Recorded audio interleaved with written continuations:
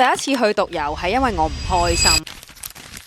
24歲嗰年咧，我經常性喺醫院同埋公司兩邊走啦。好記得嗰幾年咧，就係 Covid 嗰幾年，我阿爸病咗好耐啦。咁基本上嗰段時間嘅每一日咧，我都係會去醫院探我阿爸噶。當我阿爸過咗身之後咧，我第二日咧都係照常翻 office 做嘢。嗰陣時嘅我坐喺 office 啊，望住個 mon， 突然之間想問自己，每一日營營役役啦，做緊一份自己唔係真係好中意嘅工啦。我嘅人生係咪真係要咁樣過啦？我係咪要咁樣坐喺 office 就坐到退休咧？帶住遺憾就過咗呢一世人。呢一個諗法其實我個腦係諗咗大半年嘅。當時嘅我咧就翻緊一份12,000蚊嘅 marketing 工作啦。我嗰陣時真係覺得自己係 nothing to lose。我身邊嘅朋友咧都係好專心翻工啦，一係就讀緊書啦，都係好難約時間嘅。我問咗自己一個問題，就係你仲要等邊個？所以咧我決定唔再等啦。嗰陣時喺2個星期入邊，我搞掂晒保險啊、PCR 嘅核酸證明啊，然後再訂咗機票，搞掂晒所有嘢，我就自己一個踏上咗去歐洲嘅旅程啦。嗰2個月我喺歐洲去咗好多唔同嘅國家同埋地方啦。最令我印象深刻就係嗰陣時去咗丹麥農場體驗生活2個星期，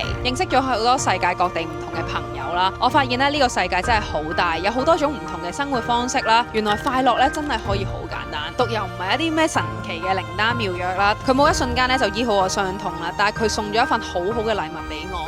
就係活在當下嘅能力。以前嘅我呢個腦成日都好忙啦，翻工嘅時候呢就諗住幾時放假，食飯嘅時候呢就覆緊 message， 連發呆嘅時候呢我都喺度為緊我嘅將來而焦慮啦，成日都為未發生嘅嘢擔心，為已經發生咗之後嘅嘢後悔啦。唯一忽略咗嘅嘢就係我哋唯一真正擁有嘅嘢呢，就係呢一刻啦。喺旅途嘅上面呢，其實我係第一次咁全心全意去感受一下朝頭早嘅陽光係點樣。我第一次係咁專注喺農場做嘢嗰種辛苦啦，嗰種辛苦係到而家我都係歷歷在目。喺歐洲嘅時候識咗好多唔同其他國家嘅朋友啦，聽佢哋嘅故仔，我係真係好投入咯。我先發現原來呢種100% 投入嘅感覺，我由細到大都冇試過咯。爸爸嘅離開咧，令我了解咗其實生命同埋時間有幾脆弱啦。而毒油咧就教識我，與其咧追逐一個未必係真係好完美嘅將來，不如好好咁把握每一個當下。呢種力量咧，我又帶到埋翻香港嘅，提醒自己咧，就算生活幾忙幾重複都好，唔好忘記去感受每一個當下嘅美好。我想問下你哋，對上一次活在當下嘅時間究竟係幾時呢？